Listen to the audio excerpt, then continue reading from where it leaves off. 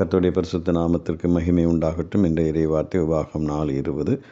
இந்நாளில் நீங்கள் இருக்கிறது போல தமக்கு சுதந்திரமான ஜனமாக இருக்கும்படி கர்த்தர் உங்களை சேர்த்து கொண்டு உங்களை எகிப்து என்னும் இருப்பு கால வாயிலிருந்து புறப்பட பண்ணினார். Deuteronomy 4:20. But as for you, the Lord took you and brought you out of the iron smelting furnace, out of Egypt, to be the people of his inheritance, as you know for. இந்த ஜனங்கள் தேவனால் தெரிந்து கொள்ளப்பட்ட அவருடைய சுதந்திரம். ஆண்டவர் அவர்களுக்கு அளிக்கிற சுதந்திரமான தேசத்துக்குள் பிரவேசிக்க வேண்டும். மோசே இந்த ஜனங்களால் தான் அந்த கானான் தேசத்துக்குள் பிரவேசிக்க முடியவில்லை.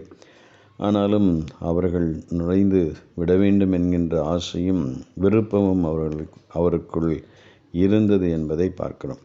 எனவே நீங்கள் பாவம் செய்யாமல் தேவனுடைய நாமத்தை மகிமைப்படுத்தி அவருடைய நாமத்தை நீங்கள் ஏற்றுக்கொண்டு அவருடைய வார்த்தைகளுக்கு கீழ்ப்படிந்து கர்த்தரை விட்டுவிடாமல் நீங்கள் பின்பற்றி செல்லுங்கள். ஆண்டவர் உங்களுக்கு அந்த சுதந்திரமான தேசத்தை கொடுப்பார். அதை நீங்கள் அடைந்து கொள்ளுங்கள் என்று அவர்களுக்கு கற்றுக் கொடுத்து சொல்லிக் கொடுத்து அவர்கள் நடத்துகிறதை நாம் வாசிக்கிறோம். நம்மையும் கூட ஆண்டவர் நரக அக்கினியின் சூளையிலிருந்து மீட்டெடுத்து பரலோகம் சேர்க்க வேண்டும் என்று தான் தேவன் விரும்புகிறார். அதற்காகவே இந்த உலகத்திற்கு வந்து அவர் ஜீவ பலியாக தம்மை ஒப்பு கொடுத்து அவர் மரித்து நமக்கு ரட்சிப்பை கொடுத்தார். நாம் செல்ல வேண்டும், மற்றவர்களையும் அந்த பரலோகத்திலே சேர்க்க வேண்டும். அதற்காக நாம் உழைப்போம், ஜெபிப்போம், கர்த்தரை பற்றி கொண்டு உறுதியாய் வாழ்வோம். கர்த்தர் நம்மை ஆசீர்வதிப்பாராக. ஆமென்.